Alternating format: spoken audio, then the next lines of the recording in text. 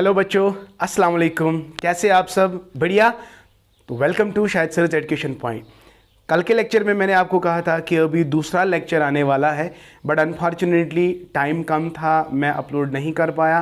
तो I am with you early in the morning, so I welcome you once again to Shahid sir's education point. तो बेटा yes, अब मैं बात कर रहा हूँ ऑर्गेनाइजेशन साइकोलॉजी की, लेकिन बिफोर आई स्टार्ट मुझे एक शिकायत है। शिकायत क्या है कि जिस तरह आप लोगों ने मुझे सपोर्ट किया था फोर्थ सेमेस्टर में, भाई ऐसा सपोर्ट तो आप लोग आज नहीं कर रहे हो। अब मुझे बता सकते हो क्यों? अगर ऐसे नहीं बता सकते कमेंट सेक्शन में तो बता सकते हैं ना। तो चलते बेटा स्टार्ट करते हैं। चलो एनीवेज, कोई नहीं, अगर जो देखना चाहता है वो देख सकता है, जो नहीं देखना चाहता है तो उसके लिए भी कोई इशू नहीं है। तो आराम से वो भी इंशाल्लाह मतलब सारा सिलेबस कवर कर सकता है, ऐसी बात नहीं है। बट जो देख रहे हैं वो पूरी तरह से देखो यार, मेहनत करो। कल जाके आपको एंट्रेंस देना है, आपको खाली कॉलेज लेवल तक नहीं रहना है। कॉलेज के बाद आपको अभी अभी आपका आगाज़ है, शुरुआत है। आगे आगे आप देखो आप कहाँ तक पहुँच जाओगे। बट प्रोवाइडेड किसी जगह तक पहुंचने के लिए, ऊंचाई तक जाने के लिए आपको पहले बेस बनानी ज़रूरी है। तो तब एक एक एक स्ट्रक्चर तब तक नहीं बन जाता है ना जब तक उसकी बेस जो है वो स्ट्रांग नहीं बनेगी। तो इंशाल्लाह शाहिद सर यहाँ पे आपको प्रॉमिस करता है कि आप लोगों की बेस ऐसी स्ट्रांग होगी, इंशाल्लाह इंशाल्लाह आप उरूज तक पहुँचोगे। इंशाल्लाह you will achieve the heights in your life. Okay, it is my blessings to you, it is my blessings to you. तो अभी हाल में पीजी एंट्रेंस का रिजल्ट आया, रैंक्स निकल आए। तो अल्हम्दुलिल्लाह अल्हम्दुलिल्लाह मैक्सिमम स्टूडेंट्स जो है, मुझे मुझे मुझे उम्मीद है इंशाल्लाह इंशाल्लाह जितने बच्चों ने मेरे चैनल से पढ़ा है ऑनलाइन या ऑफलाइन, वो मैक्सिमम स्टूडेंट्स इंशाल्लाह सिलेक्ट हो जाएंगे। और आप भी उनके लिए दुआ करें, क्योंकि कल आप लोगों की टर्न है तो वो आप लोगों के लिए दुआ करेंगे। तो इसी तरह ये कारवां चलता रहेगा।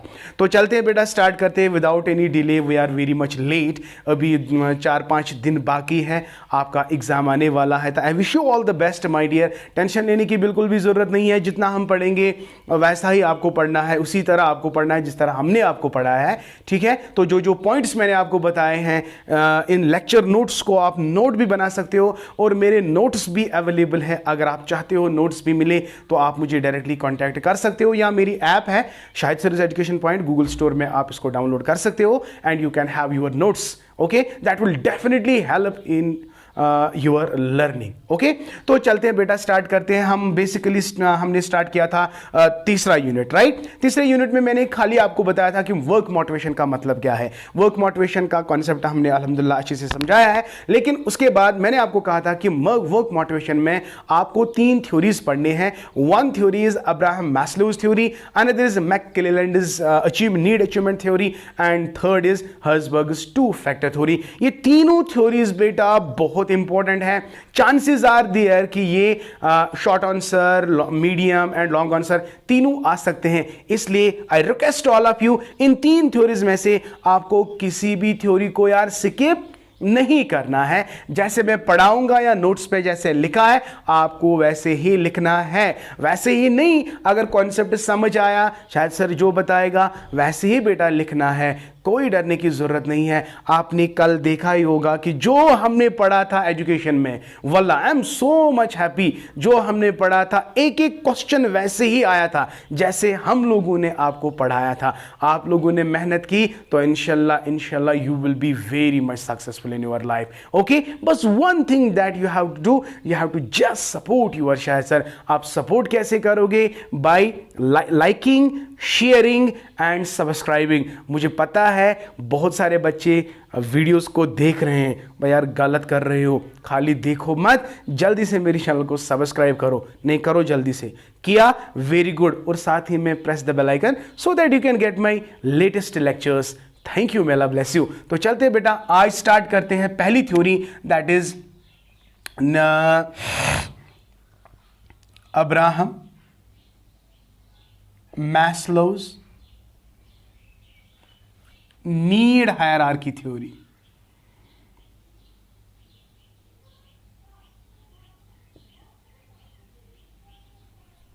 ओके, देखो बेटा, सबसे पहली बात स्टार्ट कैसे करेंगे, बहुत मटेरियल अवेलेबल है, किसी भी बुक पे आप देखोगे, कोई भी चीज आप पढ़ोगे, लेकिन पहले बेसिक कॉन्सेप्ट्स को यार समझो।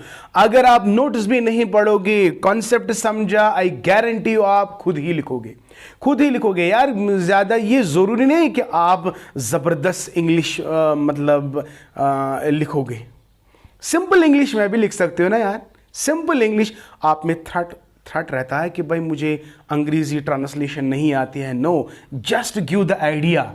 जो एग्जामिनर है ना, जो पेपर एवेलुएटर होता है ना, वो जस्ट आपका आइडिया पकड़ लेता है कि भाई ये पॉइंट इसने लिखा, चलो थोड़ा अंग्रेजी वीक है, वो साइडलाइन करेगा, लेकिन अगर आपका कॉन्सेप्ट ठीक है, वो इसको भी अच्छी तरह से मार्क्स देता है। तो डरने की यार ज़रूरत बिल्कुल भी नहीं है। आप ये सोचो कि भाई मुझे डिटो ये लाइन बाय लाइन लिखना है, नहीं। अगर आपने शायद सर का लेक्चर अच्छी तरह से समझ लिया और आप इसको अपने तरीके से भी लिख सकते हो, you can coat examples of own. ये जरूरी नहीं है कि शायद सर ने नोट्स पे या बुक पे क्या लिखा है वही एग्जाम्पल हम लिखेंगे, नहीं, आप अपनी एग्जाम्पल के साथ इसको एक्सप्लेन कर सकते हो। तो चलते बेटा स्टार्ट करते हैं जल्दी जल्दी से। कहते हैं जो इब्राहिम मैस्लो है, one of the great humanistic psychologist. ये बहुत इंपॉर्टेंट है। जब हम स्कूल्स ऑफ साइकोलॉजी पढ़ते हैं, एक स्कूल वहां पे आता है ह्यूमनिस्टिक स्कूल ऑफ साइकोलॉजी, और ह्यूमनिस्टिक स्कूल ऑफ साइकोलॉजी के कोर मेंबरान जो थे वो दो थे, one was Ibrahim Maslow, another is Karl Rogers. तो प्लीज बेटा डोंट फॉरगेट। तो I will write first point, Abraham Maslow was a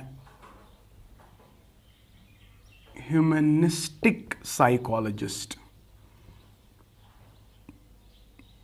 who proposed a theory of motivation, who proposed a theory of motivation called need hierarchy. अब ये hierarchy का मतलब क्या है? Hierarchy का मतलब क्या है? First need is prerequisite for second, second for third, third for fourth and so on. तो when you sit up first, you can't sit up second one till you are at first. तो पहला sit up is prerequisite for second one, second sit up is prerequisite for third sit up, and third step is prerequisite for fourth sit up. I hope बेटा आपको ये अच्छी तरह से समझ आ रहा है. That is why it is called as hierarchy. And ये इन्होंने थ्योरी कब दी है? बहुत सारे टेक्स्ट बुक लिख रहे हैं 1968 1970 इसी डेट के अराउंड. मेरे पास फॉर एग्जांपल भाई NCERT की बुक है, इसमें ये डेट्स मेंशन है, बट डेट्स को आप भूल जाओ. अगर आप डेट नहीं भी लिखते हो तो कोई दिक्कत नहीं, बट ये वाला आप देख लीजिए. नंबर सेकेंड पॉइंट जो आपको लिखना है, जो इब्राहिम मैस्लो है, Ibrahim Maslow talked about the need hierarchy. According to Ibrahim Maslow there are basically 5 needs. लेकिन खाली 5 नीड्स नहीं है, आगे हम आपको बताएंगे और 2, इसको थोड़ा बहुत मॉडिफिकेशन आई है कि अभी और 2 नीड्स ऐड हुए हैं, 7 नीड्स है, तो वो हम आगे आपको बताएंगे. लेकिन फिलहाल जो बेसिक स्ट्रक्चर है ना इब्राहिम मैस्लोज थ्योरी का, वो क्या है? It is based on 5 need hierarchy theory. तो अकॉर्डिंग टू इब्राहिम मैस्लो, हम दूसरा पॉइंट लिखेंगे, अकॉर्डिंग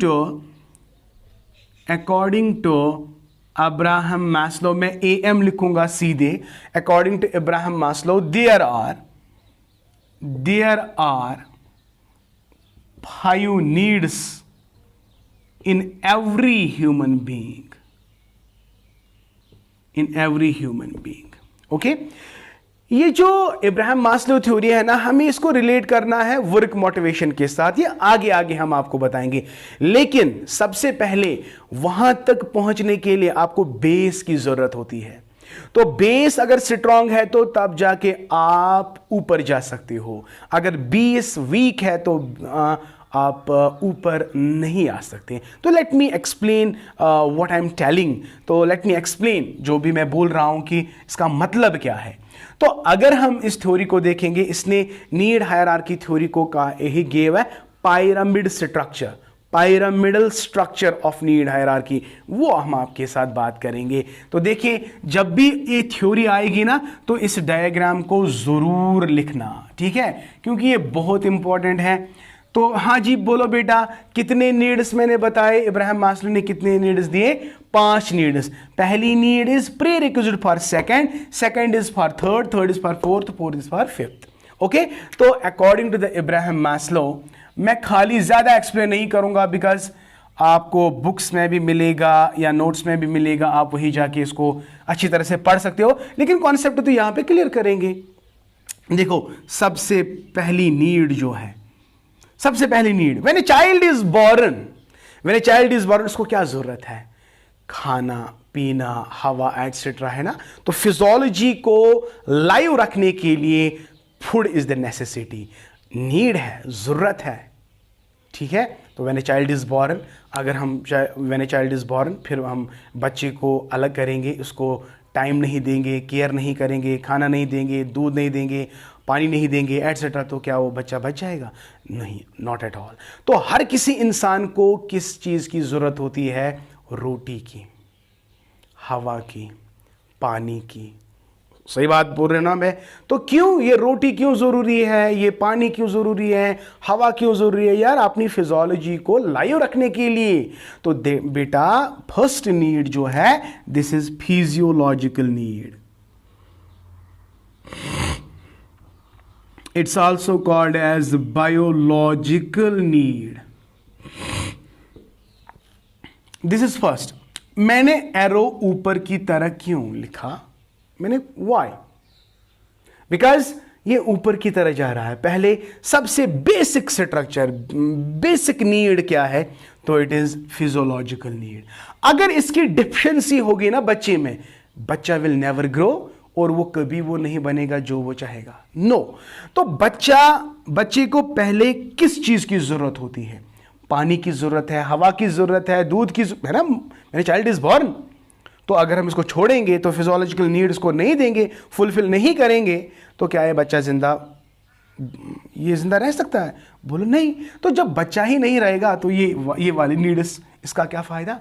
तो हमें चाहिए कि बच्चे को ज्यादा केयर करें, बच्चे को सपोर्ट करे, बच्चे को टाइम दे, बच्चे को खाना दे, बच्चे को सारी चीजें अवेलेबल रखे। तो इसको हम कहते हैं फिजियोलॉजी, जिससे इसकी बॉडी स्ट्रांग हो जाए, फिजियोलॉजिकल चेंजेस, फिजियोलॉजिकली वो फिट हो जाए। अगर ये चीज, इस चीज की कमी हो जाएगी तो डेफिनेटली इसकी पर्सनैलिटी में भी कमी हो जाएगी। तो it is also called as the need. ये आगे हम बताएंगे। नंबर सेकंड जल्दी से, it's very simple. Physiological need के बाद खाली खाना जरूरी नहीं है, इसको प्रोटेक्शन की जरूरत है। देखो सर्दी ना लगे, ज्यादा गर्मी ना लगे, हमें मकान बनाना है, तो we have to provide him a shelter, we have to provide him a shelter. तो second point is safety need. तो बच्चे में पहली नीड क्या अराइज होती है? Physiological need. फिजियोलॉजिकल नीड के बाद इसको दूसरी नीड क्या होनी चाहिए? That is safety need. So nice of you, safety need. Okay, समझ आया? तो when these two needs are highly satisfied, तो बच्चा विल डेवलप। अगर ये चीजों में कमी होगी तो बच्चा विल नॉट डेवलप। बच्चा कैसे डेवलप? बोलो नहीं। क्यों? क्योंकि इसको सेफ्टी, हाँ चलो फिजियोलॉजिकली वो फिट है, लेकिन हम इसको सेफ्टी नहीं देंगे। अरे भाई, जानवर का खतरा है, बारिश का खतरा है, धूप का खतरा है, गर्मी का, है ना, बहुत सारी चीज़ें, एनवायरमेंटल चीज़ें हैं, ठीक है ना। तो हमें इसको प्रोटेक्शन देनी है। तो पहले हमें इसकी फिजियोलॉजी को भी देखना है, इसकी प्रोटेक्शन को भी देखना है। तो we have to keep our child safe. तो ये दो चीज़ें किससे रिलेटेड है? पेरेंट्स से। The only person who can fulfil these two needs are the parents. तो parents are my dear precious creatures, because parents चाहे हम एनिमल की बात करते हैं या ह्यूमन्स की बात करते हैं, तो parent is always there to support the child and they can easily fulfill physiological need of a person, they can easily fulfill safety need of a person. So they give us protection, they give us food, they give us care, they give us time, they love. Okay, तो these are my dear two needs. I hope बेटा जब आप notes पे पढ़ोगे, book पे पढ़ोगे, आपको easy थी, समझ आएगा. नंबर थर्ड, ओके, आपने फिजियोलॉजिकली भी इसको फिट रखा, सेफ्टी भी दे दिया. अब क्या करना है, इसको सोशलाइज बनाना है. How to talk, when to talk, why to talk, कैसे खाना है, टॉयलेट ट्रेनिंग देना है, लव, केयर एटसेट्रा. तो हमें इसको ज़्यादा से ज़्यादा सोशलाइज बनाना है. तो सोशलाइज बनाने के लिए हमें इसके साथ इंट्रैक्शंस करने हैं. तो जितना ज़्यादा इंट्रैक्शंस हम अपने बच्चे के साथ करेंगे, उतना वो सोशलाइज होगा. समझ आया? पेरेंट का रोल इंपॉर्टेंट है, फैमिली का रोल इंपॉर्टेंट है, स्कूल का रोल इंपॉर्टेंट है, टीचर का रोल इंपॉर्टेंट है. अगर ये सारी एजेंडस बहुत अच्छे होंगे तो teacher will provide better environment for the child. तो इसमें सोशल डेवलपमेंट ऑटोमेटिकली अच्छी तरह से डेवलप हो जाएगी. तो फिजियोलॉजिकल नीड, सेफ्टी नीड, इसके बाद हमें इसको ये एहसास दिलाना है कि you belong to we, we belong to you, you love us and we love you. बच्चे को यार, बच्चे को समझ आ गया? तो it's called belonging need, it's called love need, it's called social need. समझ आया? तो ये तीसरी नीड है, belonging need, belonging need, love need, social need. आहा, वेरी इंपॉर्टेंट. समझ आ रहा है बेटा? तो फिजियोलॉजी के बाद, सेफ्टी के बाद, बिलोंगिंग नीड. जितना ज़्यादा हम इसको लव करेंगे, बिलोंग करेंगे, सोशलाइज करेंगे, उसकी सेल्फ आइडेंटिटी बढ़ जाएगी. अगर हम उससे दूर भागेंगे ना, इसका सेल्फ डिटेरियोरेट होगा, सेल्फ खत्म होगा. तो सेल्फ को डेवलप करने के लिए हमें ज़्यादा से ज़्यादा प्यार करना है अपने बच्चे को, ज़्यादा से ज़्यादा उसको सोशलाइज करना है. समझ आया? The more we support the child, the more we belong to the child, the more we love the child, the more we socialize the child. तो याद रखना मेरा बच्चा, इसमें बच्चे में सेल्फ आइडेंटिटी डेवलप होती है. तो इसका मतलब क्या है? ये अपने आप को अब पहचानने की कोशिश कर रहा है कि I am the part of the society and I have a role to play tomorrow. समझ आया कि नहीं? देखो बेटा, देखो बेटा, जब हम अपने बच्चे के साथ प्यार करेंगे, मोहब्बत करेंगे, सोशलाइज करेंगे, तो इसको एहसास होता है कि भाई I am a person, and जिसको कल जाके ना बहुत ज़्यादा रेस्पॉन्सिबिलिटीज़ होती है. तो ये तब उसके जहन में आएगा जब हम इसको बिलोंग करेंगे, जब हम इसको लव करेंगे, जब हम इसको सोशलाइज करेंगे. तो ये तमाम नीड्स अगर पेरेंट फुलफिल करेगा तो बच्चे में एक डेवलपमेंट हो जाता है, सेल्फ एस्टीम. तो इसको कहते हैं self esteem need, self esteem need. तो ये चौथी एम है, चौथी नीड है. तो पहला क्या है? Physiological, safety, belonging. अगर ये चीजें ना डिफिशिएंसी में आएगी तो बच्चा कभी डेवलप नहीं होगा. तो इन चार नीड्स को कहते हैं डिफिशिएंसी नीड्स, डिफिशिएंसी नीड्स, या सिंपली इनको हम कहेंगे डी नीड्स. ये बॉटम वन, ये चार, सबसे पहले चार. अब देखो, सारी चीजें बच्चे में फुलफिल हो गई, इसका सेल्फ एस्टीम भी डेवलप हुआ. अब ये जिंदगी में जो चाहेगा वो बन सकता है. फॉर एग्जाम्पल, यहां आप लोग हो, इस वक्त आप यहां पे हो. अगर आपका पेरेंट का सपोर्ट है ना, आप बहुत खुश हो अपनी लाइफ में. आपको हर किसी चीज, हर कोई चीज़ जो आप सोचते हो, जो आप डिमांड करते हो, आपका वो सारा फुलफिल हो रहा है. तो इसका मतलब है आपके अंदर सेल्फ एस्टीम डेवलप होगा और आप मेहनत के लिए तैयार हो जाते हो. कल जाके आप अपने पापा से पैसे मांगोगे, पापा मुझे एंट्रेंस करना है, क्या आप मुझे फी प्रोवाइड करोगे? वो अपनी जान तक देगा.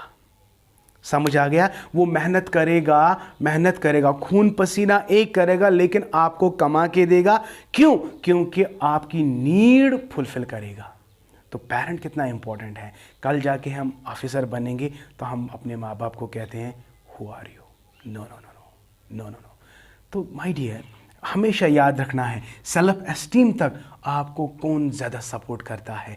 It's your parents, both mother as well as father, right? तो सेल्फ एस्टीम जब आपका डेवलप हुआ, सेल्फ एस्टीम आपका जब डेवलप हुआ, आपको कोई टेंशन नहीं है, हर कोई डिमांड आपको फुलफिल की जाती है, ठीक है? और एक वक्त आ जाता है जो आपने चाहा था अपनी ज़िंदगी में बनना, आप वो बन जाते हो। तो जब आप वही बन जाते हो जो आपने चाहा था, तो इसका मतलब है इट इज सेल्फ एक्चुअलाइजेशन।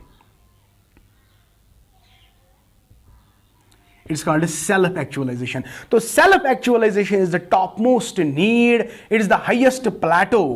समझ आ गया? तो ये याद रखना बेटा, self actualization is the top most level. यहां पे जो इंसान होता है ये बहुत ज्यादा ट्रूथफुल हो जाता है, ऑनेस्ट हो जाता है, उसमें विजडम आ जाती है, इसमें हर कोई वो गुण आता है जो एक इंसान को इंसान बनाता है, इसमें बहुत हर कोई क्वालिटी होती है। अब इंसान जिसका सेल्फ एस्टीम डेवलप हो जाता है वो सेल्फ एक्चुअलाइजेशन तक पहुंच जाएगा। अगर ये चीज़ें इसमें नहीं होगी तो सेल्फ एक्चुअलाइजेशन कभी डेवलप नहीं। आप ब्रोकन फैमिलीज में देखते हो, पापा अलग, मदर अलग। May Allah protect us from these things, from these episodes, कि ये बच्चे की जो सेल्फ एस्टीम है ना ये ख़त्म हो जाती है और वो बच्चा यहाँ तक नहीं पहुँचता है। क्यों? क्योंकि यहाँ पे इसको बहुत सारी problems, family matters etcetera etcetera. You can understand my dear, मुझे यहाँ पे ज़्यादा एक्सप्लेन करने की ज़रूरत नहीं है, यू कैन अंडरस्टैंड। तो these are my dear the 5 things that you have to remember. और मैंने अभी आपको कहा था कि यहाँ पे 7 नीड्स है, लेकिन बेसिक नीड्स कितने हैं? 5 है, 1 2 3 4 5। तो एक need is prerequisite for this. तो यहाँ पे बच्चे की फुलेस्ट ग्रोथ होती है, फुलेस्ट ग्रोथ होती है, तो इस वाली नीड को कहते हैं ग्रोथ नीड। ये बहुत इंपॉर्टेंट है, it is also called ji need. तो बेटा ये कल डेफिनेटली एंट्रेंस एग्जामिनेशन में आ जाता है, तो that's why I am telling you this is very important. अगर एग्जामिनेशन में ये वाला क्वेश्चन आता है तो I request all of you बेटा इस डायग्राम को ज़रूर लिखना, क्योंकि मैंने ये नोट्स में नहीं बनाई है, बट यहाँ पे मैं आपको बोल रहा हूँ कि ये आपको नोट्स पे उतारनी है। अगर ये क्वेश्चन आया तो आपको वहाँ पे लिखना ज़रूरी है। तो ओके माई डियर, तो यहाँ पे सेल्फ एस्टीम से ही और 2 नीड्स निकल आती है।